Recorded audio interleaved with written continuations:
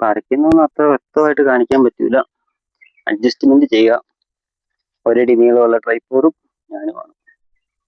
അപ്പം അത് മനസ്സിലാക്കുക. അധികം കാണിക്കുന്നില്ല. സാധനം ഇളകി പോയാൽ കേൾക്കൂല. ഇങ്ങനെ മാന്തുക.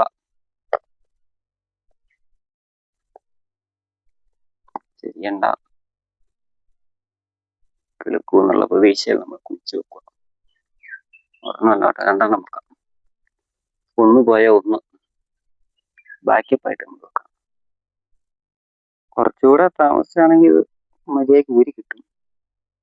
നമുക്ക് ജീവുള്ള ദിവസം ഇതൊക്കെ ചെയ്യാൻ പറ്റുള്ളൂ.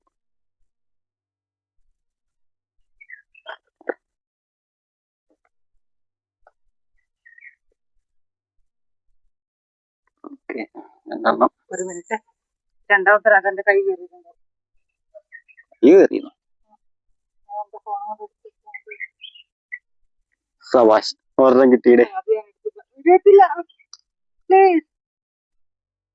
രണ്ടെണ്ണം ഞാൻ ഇറക്കി കളയേണ്ടി വരും കേട്ടോ. കുഴപ്പമില്ല. ഇങ്ങനെയായിരുന്നു ഇത് കിട്ടണ്ട കേട്ടോ.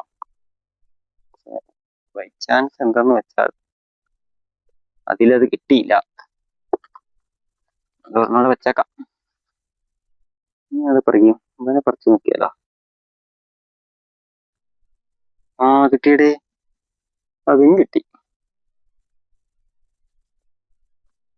കിട്ടിയില്ലേ? നമുക്ക് കിട്ടിയോ? നോക്കി ഇത് കിട്ടുമോ നോക്കാം.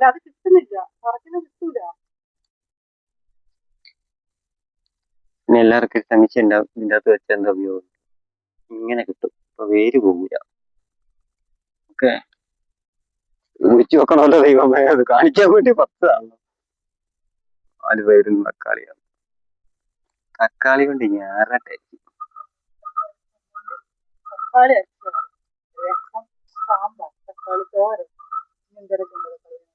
എന്താ ഇതൊക്കെ പോയ വിത്താ.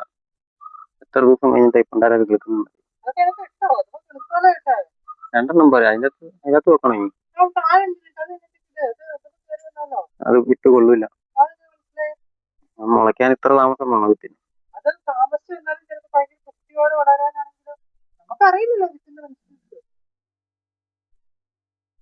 നല്ലവിടെ വെച്ചേക്കാം അതിനകത്ത്. കാരണം ഏതൊക്കെ കിളുക്കുമെന്നൊന്നും എനിക്ക് വലിയ പ്രതീക്ഷയൊന്നുമില്ല. കിളുക്കും, കിളുക്കാതിരിക്കാൻ വഴിയില്ല. കിളുക്കേണ്ടതാണ്. ഇതെല്ലാം നന്നായിട്ട് കിട്ടുന്നുണ്ടല്ലോ.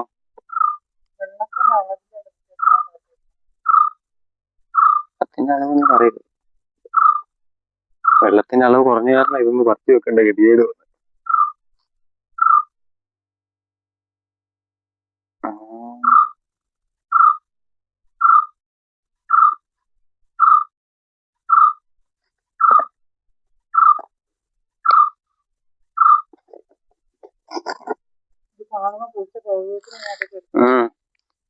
പൂച്ച കൗതുകത്തിന് ചാടാനിരിക്കാനാണ് ഞാൻ ഇത്രയും മണ്ണ് കുറച്ചിട്ട് നട്ട് കഴിഞ്ഞ്. ഇങ്ങനെ നനയ്ക്കണം. ഇനി നനയ്ക്കുന്നതിനെ കാണിക്കേണ്ട ആവശ്യമില്ല. എല്ലാവരും ഇതേപോലെയല്ല നനയ്ക്കുള്ളൂ.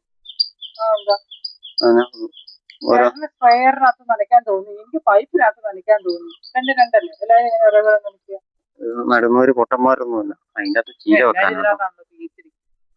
ഞാൻ അവിടെ വെച്ചിട്ടുണ്ട്. ചീര ആയില്ല.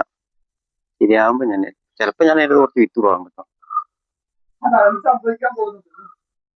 കാരണം വെയിലത്തിരിക്കുന്ന കാരണം പറിച്ചു വെക്കൽ ഇച്ചിരി ടാസ്ക് അല്ല. വെയിലത്ത് കൊണ്ട് വെച്ചാൽ മതി.